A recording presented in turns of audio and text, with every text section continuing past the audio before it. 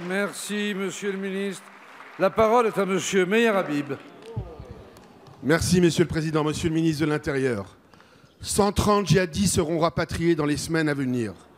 Vous parlez hier des combattants. Les mots ont un sens. Il s'agit de terroristes aguerris, coupables ou complices des crimes les plus barbares. Vous avez ajouté « d'abord, ce sont des Français ». Non. Ces djihadistes ont trahi la France, rêvé d'un califat, projet d'assassiner des Français, outrager nos valeurs. Ce sont les mêmes qui ont massacré à Charlie, Hypercacher, Bataclan, abattu le colonel Bertram. Les mêmes qui commettent un génocide contre les yézidis et persécutent les chrétiens d'Orient. Ils sont exclus à jamais de la communauté nationale. Vous dites qu'ils seront judiciarisés. C'est bien la moindre des choses. Ils viendront s'ajouter aux milliers de détenus radicalisés, dont 500 vont être libérés en 2019, parmi lesquels 50 terroristes. Je les ai longuement vus à Fresnes. Croyez-moi, beaucoup sont des bombes à retardement. Quand la vie des Français est en jeu, le principe de précaution s'impose. Nous allons faire rentrer des loups dans la bergerie. Imaginez, Monsieur le ministre, qu'un seul passe à l'acte. Vous serez directement responsable. 260 morts depuis 2015. Notre objectif doit être 0 victime.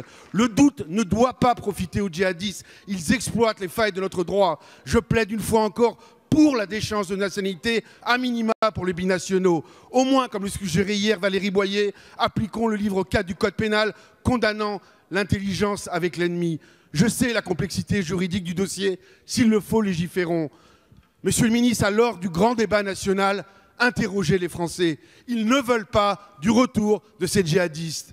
Alors que nous n'arrivons même pas à suivre les fichiers S, comment pouvez-vous certifier qu'ils ne passeront pas à l'acte? Sans parler du coût exorbitant, procès, détention, suivi, réinsertion. N'a-t-on pas d'autres priorités? Monsieur le ministre, parce que je vous sais attaché à la sécurité des Français, je vous demande solennellement de renoncer à leur rapatriement. La parole est à Monsieur Jean-Yves Le Drian, ministre de l'Europe et des Affaires étrangères. Monsieur le député Meyer Habib, je ne le vois plus.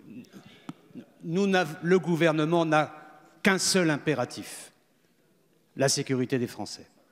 C'est cet impératif qui nous a amené à combattre militairement Daesh. Et c'est ce même impératif qui nous amène à combattre les combattants de Daesh, quelle que soit leur nationalité.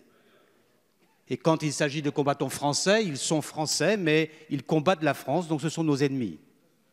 Il faut dire les choses clairement. Quand on va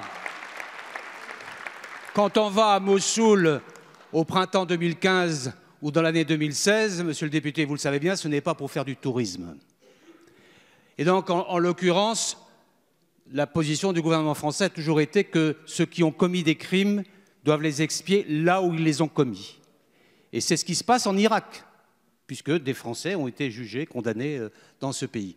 Mais en Syrie, la situation est plus compliquée, puisque d'abord, c'est une partie du territoire qui est toujours en guerre, dans le nord-est syrien, et ensuite parce que l'annonce du retrait américain risque d'entraîner la dispersion de ces terroristes. C'est là le danger, la dispersion, ce qui serait bien pire.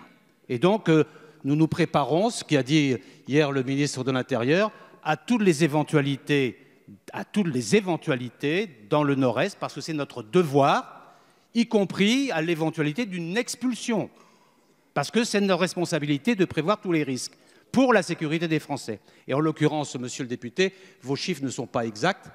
Ils sont largement surestimés sur le nombre de terroristes français présents dans la zone.